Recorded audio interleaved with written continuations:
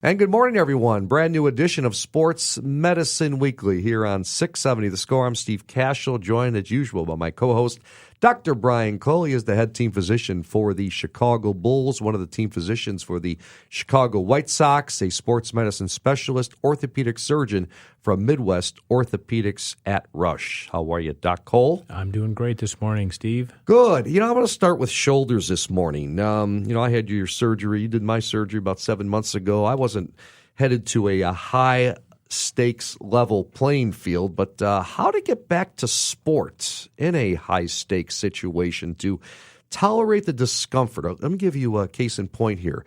Novak Djokovic, okay, tennis player, defending champion for the U.S. Open, number one seed going in. He has to forfeit mid-match a few weeks ago at the U.S. Open because his shoulder pain was too much. Yeah, what's interesting is his non-dominant hand or arm, okay? So that's important because what you see in tennis in the dominant arm is often from the serve where they get labral pathology or labral tears. We've talked about that a bunch. You see it over at athletes, people who serve, people who throw a baseball. But more likely than not, this is something different. What it is, there's no way I could say because the information isn't there. But what was, I think, very interesting in him is it's non-dominant arm, so he tosses a ball that way, uses a double-handed backhand.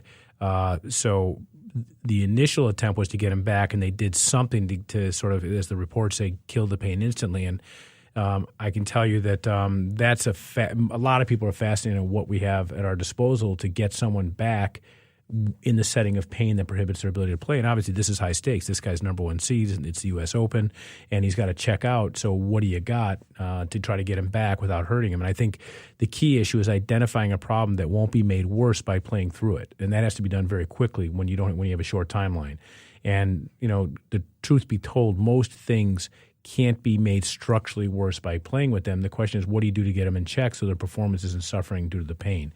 And that can be something simple like ice and stretching. It can be electric stim. It can sometimes involve taking medications like anti-inflammatories. I would say we would rarely, if ever, give a high-level medication other than a strong anti-inflammatory. It was not uncommon to use injections of anti-inflammatories in the recent past, so-called Toradol injections, but that's come over intense scrutiny, and that's hardly ever used, at least from my point of view, it's hardly ever used anymore, but it probably is in some settings. It still can be done safely. And then you can actually use injections into the area. What you can do is you can temporarily eliminate pain sometimes, depending on the source, by giving lidocaine or a numbing medicine to get someone through an important situation.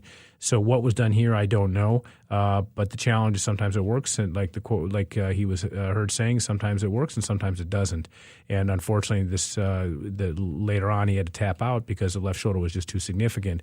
And my guess is, when you're dealing with a backhand situation, non-dominant arm, it could be a bicep situation, it could be a tendonitis or an overuse type thing.